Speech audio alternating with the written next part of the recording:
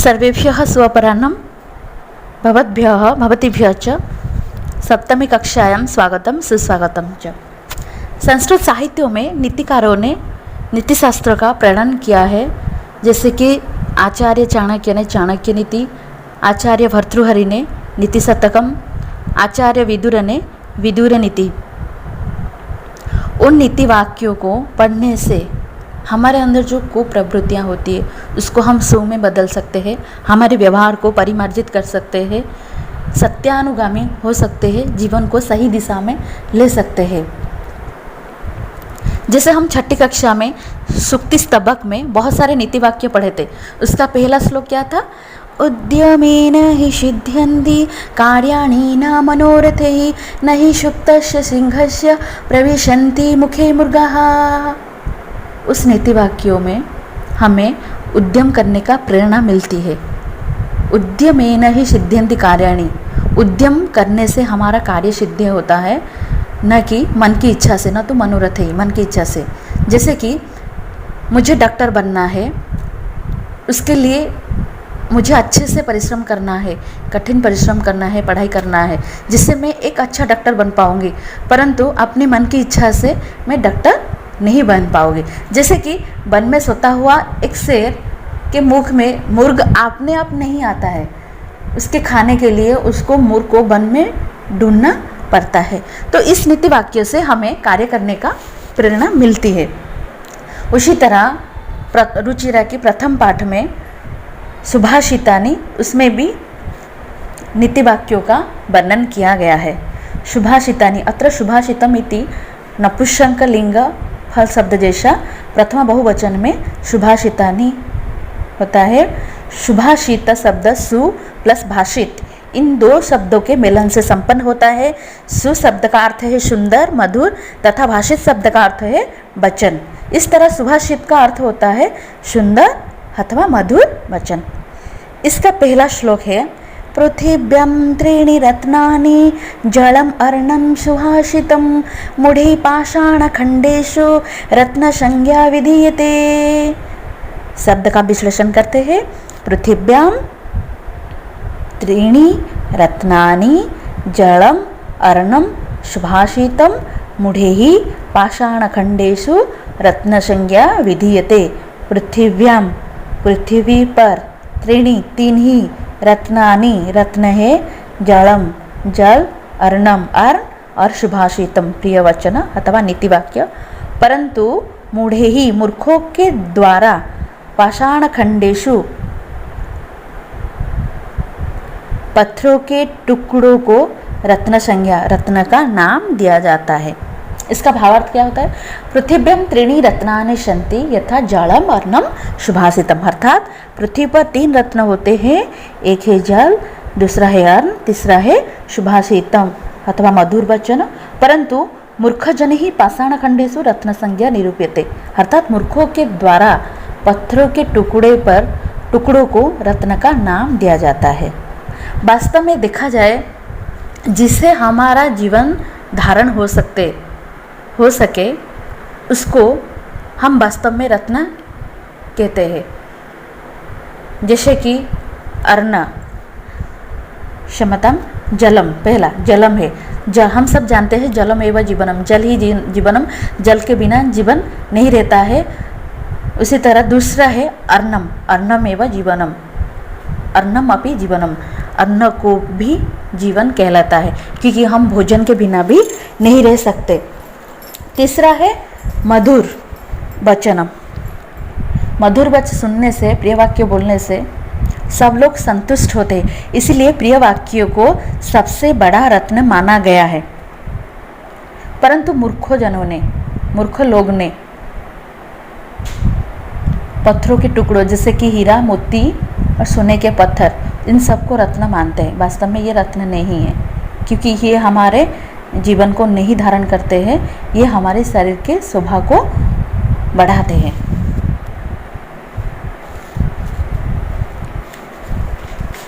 व्याकरण पद देखते हैं।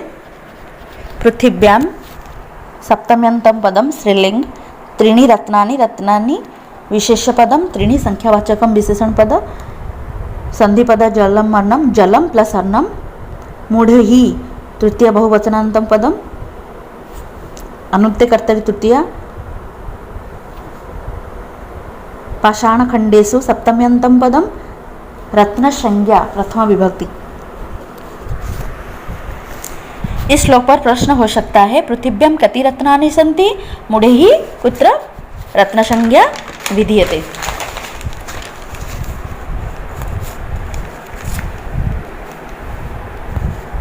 दूसरा श्लोक है, सत्येन धार्यते पृथ्वी, सत्येन तपते रविः, सत्येन वाति वायुश्च, सर्वं सत्ये प्रतिष्ठितः।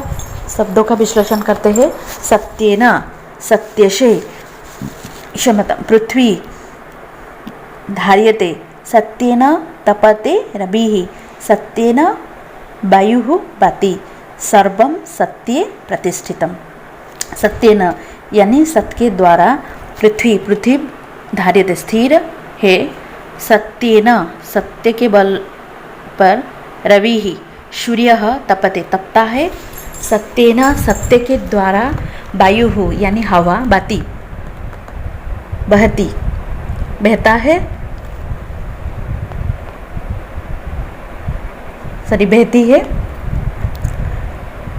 सर्वम सत्य, सर्वम सब कुछ सत्य, सत्य में ही प्रतिष्ठित है। इसका भावार्थ होता है, सत्य के आधार पर पृथ्वी खड़ी है। सत्य है इसीलिए सूर्य है, हमें रोशनी देती है, चारों तरफ सूर्य किरण फैलता है। सत्य है इसीलिए वायु बहती है। संसार में सब कुछ सत्य के ऊपर ही प्रतिष्ठित अर्थात स्थिर होता है। सत्य की महिमा बड़ी है। हम हमारे जीवन को सत्यानुगामी कर सके, इसीलिए वेद ने हमें सत्यम वद उपदेश देता है, अर्थात सत्य बोलो न तो मिथ्यं वद, मिथ्या नहीं बोलना चाहिए। व्याकरण पद देखते हैं। सत्येन सत्य के द्वारा, सत्येन इति तृतीयांत पदम अस्ति, नपुंसकलिंग। पृथ्वी शब्द का पर्यायवाची शब्द धरा, धरिणी, धरित्री, वसुंधरा। रविः शब्द का पर्यायवाची शब्द सूर्यः, भास्करः, दिनकरः, भानुः, वायुः, समीरः। सर्वं सर्वनाम पदम अस्ति, सत्ये सप्तम्यंतम पदम, नपुंसकलिंग। इस श्लोक पर प्रश्न हो सकता है, केन पृथ्वी धार्यते, सत्येन कः तपते, सत्येन कः वाति, सर्वं कस्मिन् प्रतिष्ठितम्। तीसरा श्लोक है, दाने तपस्वी शौर्ये च विज्ञाने विनयने विस्मया नहि कर्तव्यः बहुरत्ना वसुंधरा। शब्द का विश्लेषण करते हैं। दाने तपस्वी, शौर्ये, विज्ञाने, विनये च नये, विस्मयः नहि कर्तव्यः बहुरत्ना वसुंधरा। दाने यानी दान में, तपस्वी तप में, शौर्य बल में, विज्ञाने विशेष ज्ञान में, विनय नम्रता में, ओ नए नीति में, विस्मय आश्चर्य नहीं न करना चाहिए, बहुरत्ना वसुंधरा बहुरत्ना, पृथ्वी बहुरत्न युक्ता होती है। इसका भावार्थ है कि आश्चर्य न करना चाहिए, क्योंकि हमारी जो धरित्री है वो बहुरत्न कहलाती है। किन किन क्षेत्रों में? दान में, तपस्या में, वीरता में, विशेष ज्ञान प्रदर्शन में, नम्रता भाव में और नीतियों में पृथ्वी बहुरत्न कहलाती है। व्याकरण पद देखते हैं। दाने, तपस्वी, शौर्य, विज्ञाने, विनय, नये, सप्तम्यंत पद है। बहुरत्ना वसुंधरा। वसुन्धरा विशेषपदं बहुरत्ना विशेषणपदम् अस्ति।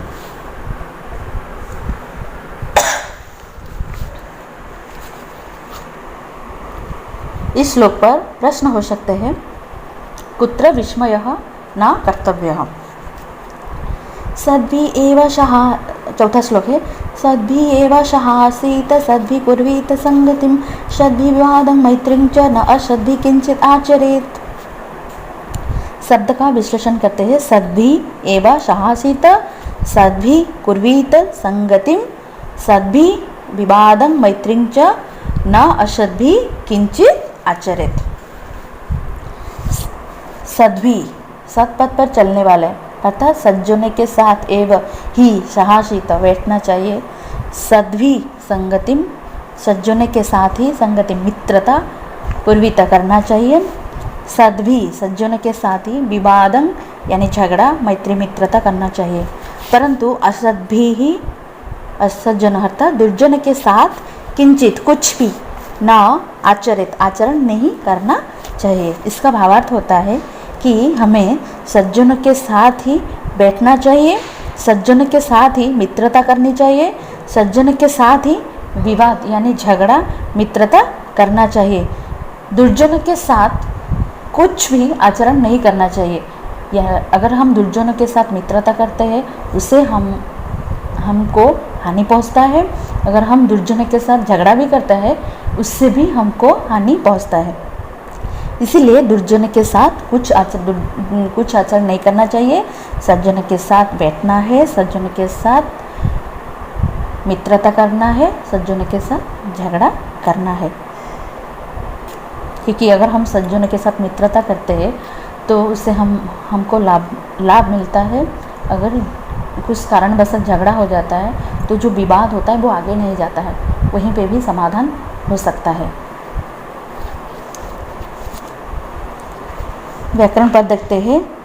संधि पद सद्भि एव सद्भि प्लस विवादम न प्लस असद्भि किंचित प्लस आचरेत।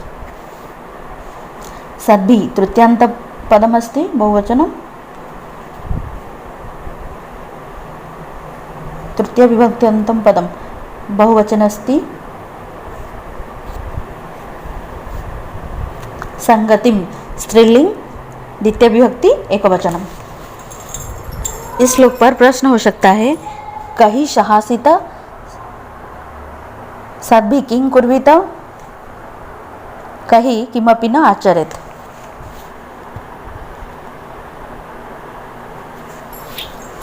पांचवा श्लोक है, धन धान्य प्रयोगेषु विद्यया संग्रहेषु च आहारे व्यवहारे च त्यक्तलज सुखी भवेत्। शब्द का विश्लेषण करते हैं। धन धान्य प्रयोगेषु धन और अन्न के व्यापार में, विद्या संग्रहेषु च विद्या ग्रहण समय, आहारे भोजन समय, व्यवहारे व्यवहार प्रदर्शन में, त्यक्तलज लज्जा यानी संकोच न करने वाला सुखी सुखी कहलाता है।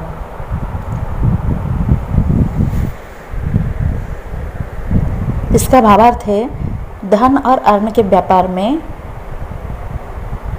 लज्जा को छोड़ देना मनुष्य को सुखी कहलाता है। वास्तव में सुखी किसको कहते हैं न, जो मनुष्य इन स्थल पर लज्जा नहीं करता है, संकोच नहीं करता है, उसको हम सुखी कहते हैं। पहला था है धन धान्य प्रयोगेषु, धन और अन्न के व्यापार में हमें लज्जा नहीं करना चाहिए। धन के व्यापार में, जैसे कि मेरी माँ की तबीयत खराब है, उसको डॉक्टर को दिखाने के लिए मेरे पास पैसा नहीं है, इसके लिए मेरे को मेरे मित्र से उधार लेना है।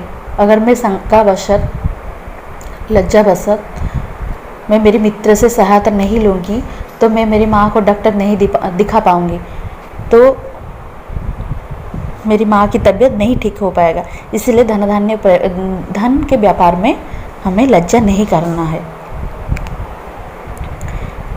और अन्न के व्यापार में भी हमें लज्जा नहीं करना चाहिए। विद्या ग्रहण समय में भी, विद्या ग्रहण काल में हमें लज्जा को छोड़ देना चाहिए। अगर क्लास में कोई स्टूडेंट को कुछ डाउट होता है, अगर वो अपनी टीचर को नहीं पूछता है, उससे उसका डाउट क्लियर नहीं होता है, जिसकी वजह से वो चैन से नहीं रह पाता, उसके लिए उसको खुश नहीं मिलता। तो विद्या ग्रहण समय बच्चों को लज्जा को छोड़ देना चाहिए।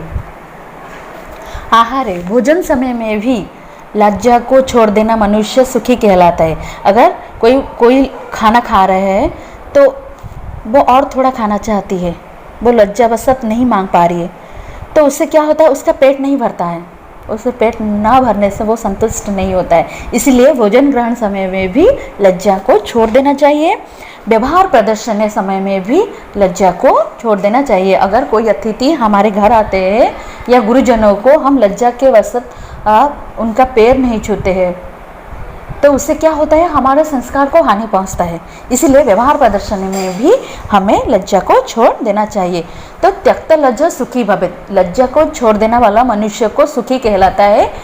विद्या ग्रहण समय, धन और अन्न के व्यापार में व्यवहार प्रदर्शन है, भोजन समय में भी लज्जा को छोड़ देने वाला मनुष्य को सुखी कहलाता है। व्याकरण पर देखते हैं, धन धान्य प्रयोगेषु, धन और अन्न सप्तम्यंतम पदम, विद्यायाः षष्ठ्यंतम पदम स्त्रीलिंग, आहारे व्यवहारे सप्तम्यंतम पदम सुखी। सुखी शब्द का विलंब शब्द है दुखी।